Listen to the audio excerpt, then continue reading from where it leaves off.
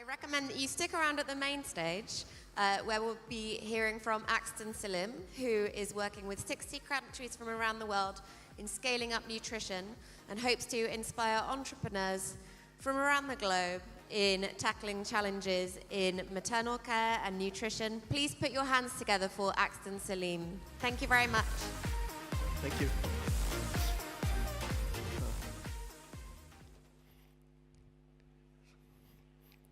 According to the United Nations, 1 in 3 people still live $1.25 a day.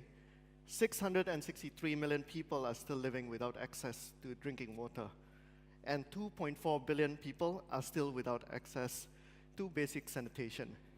And only 50% of pregnant women in developing countries have access to healthcare.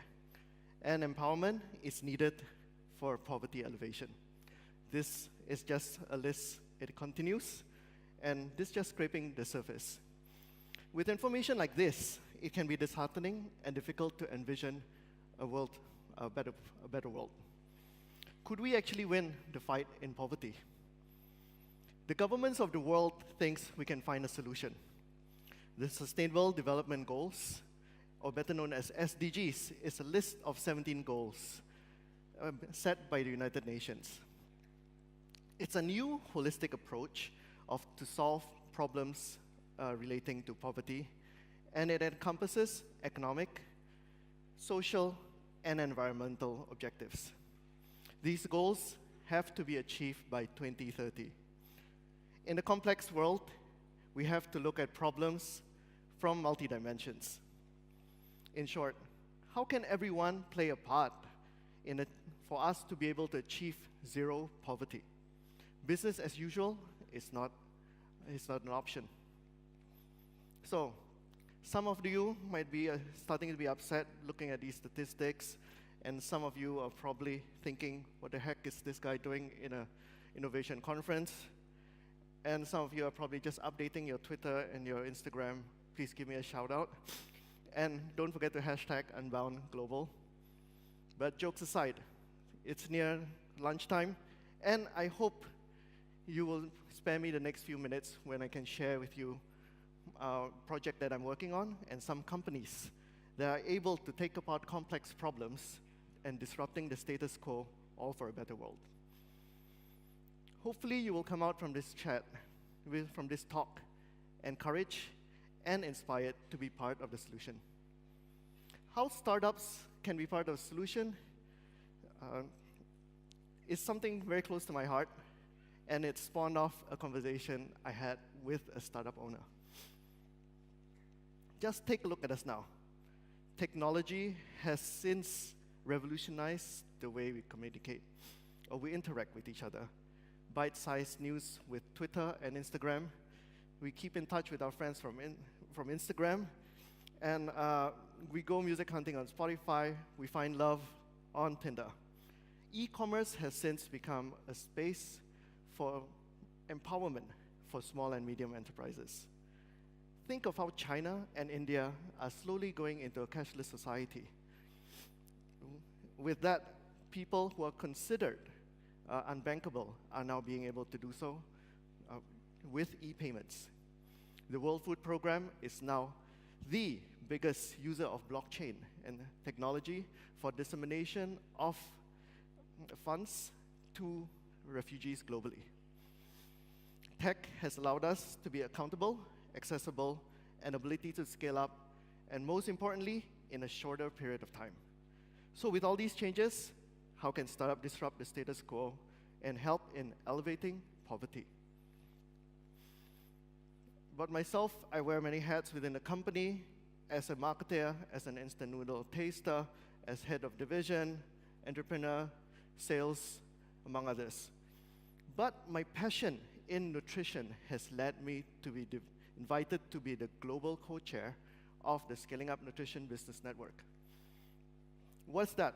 Scaling Up Nutrition is a network of 60 countries, government-led nutrition agendas, working together with NGOs, civil society, academics, and the UN network.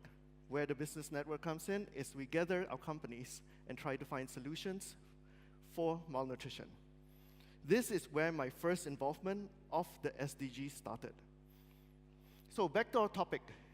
How can startups help with achieving these sustainable development goals?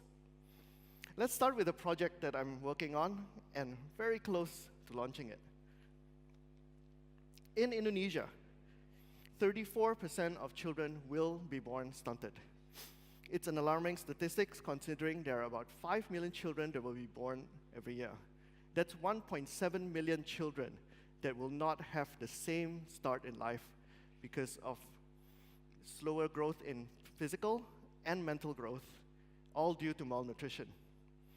That is just a number. That number is just a statistic until in 2011, I experienced it firsthand.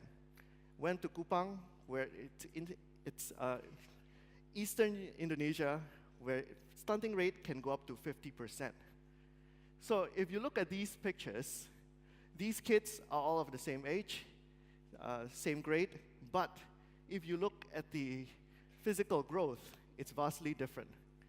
This is what malnutrition looks like, and intervention needs to happen.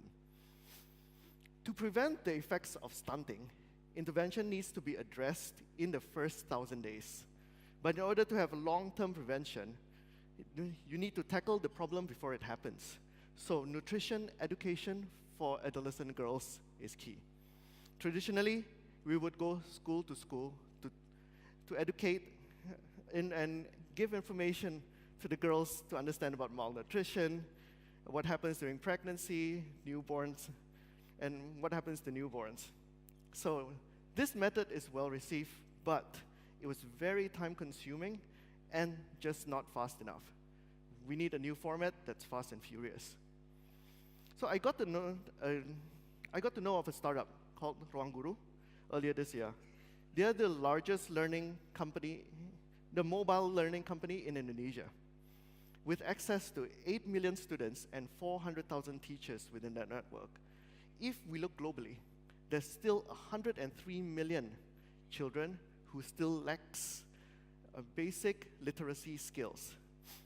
And in a country like Indonesia, where basic education is still seen as a privilege, Ruang Guru has enabled a better access to quality education using technology. This was definitely a perfect platform. We needed to be relevant when talking to youths. They understood how to teach youths, which was using video subscription and through test prep materials. And most importantly, they are already in the business of helping elevate the standard of education. After an intense discussion, they were eager to be part of the project, where together with University of Indonesia and Indofood, we are launching a 40-module on various topics of nutrition, starting from balanced nutrition, all the way to anemia. So this is a sneak peek of what it's going to look like, and we hope with this, we're able to communicate the way they talk, commute, slangs, and most importantly, scale up and do it in a shorter period of time. This is a collaboration between companies, tech, and academia that I'm really excited about. Let's talk about Indonesia being an archipelago. We have 18,000 islands. That's during low tide, and 15,000 during high tide. So with so many islands, there will be areas in Indonesia that will be more difficult to access. One of the problems Indonesia is facing is the mortality rate of pregnant mothers in the outer islands. And if we look at areas like East Nusa Tenggara, the death rate is about 306 deaths per 100,000 births versus the national standard of 126 deaths per 100,000 births. That's double. One of the key problems is the lack of access to better healthcare diagnostic equipments. Machines like heart monitors, or better known as CTGs, are only available in health centers in big cities. And to add to that problem, there's only 3,500 obstetricians in Indonesia with 5 million pregnant mothers. That is a ratio of 1,400 pregnant mothers to one doctor. TeleCTG is a company that tries to address the problem by bridging the disparity of patient-doctor ratio in Indonesia, and it's portable, it's cost-effective, and most importantly, it attaches to a smartphone. By integrating the device to a smartphone, TeleCTG is able to allow midwives from remote areas to connect to doctors in the cities. Midwives nationwide will be able to monitor the well-being of pregnant mothers and prevent late referrals to more advanced health facilities. So with this technology, we're able to pass time and space, making it easy for data transfer. We are already using data transfer on a daily basis already. So isn't it the time we utilize it to save lives? Let's go back to social media. Indonesia it's already ingrained in the lives of Indonesians. And with greater access to internet availability, the country has learned to be reliant on social media for the day-to-day activities. Why not use this learning for the empowerment? Agriculture is key in Indonesian economy and accounts for 13% of the country's GDP. Yet, farmers still makes up for 30% of the low-income earners. This is not due to productivity or availability of land. The main culprit is the farmers' heavy reliance to middlemen.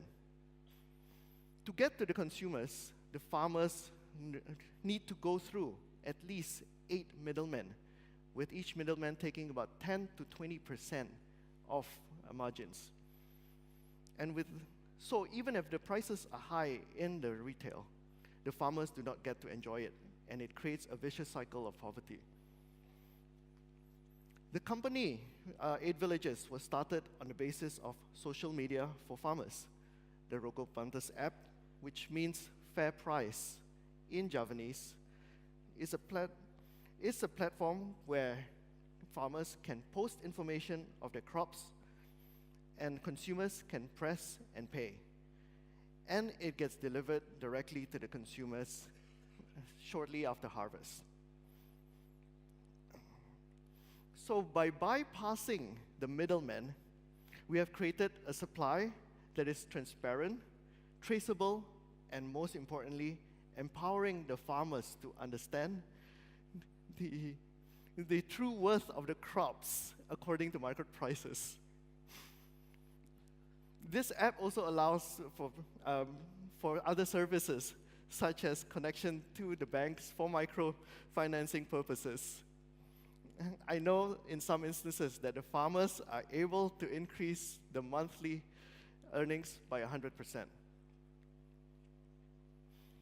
In short, these are just some of the companies that I've gotten to know and learn from in the past few months. I do feel encouraged to see tech being used for empowerment, increasing in basic literacy skills, reduction of deaths, and also education in nutrition. These companies saw an opportunity in problem solving and went head first, disrupting it. As we approach 2030, there's still a lot of goals that needs disrupting in order to scale up. This does not mean we should be impact investing. When the startup investor ecosystem starts looking at problem solving as a sustainable investment, that's when these new disruptions will start coming to light. So with that, startups are the solutions for us to achieve our goals in 2030. Thank you.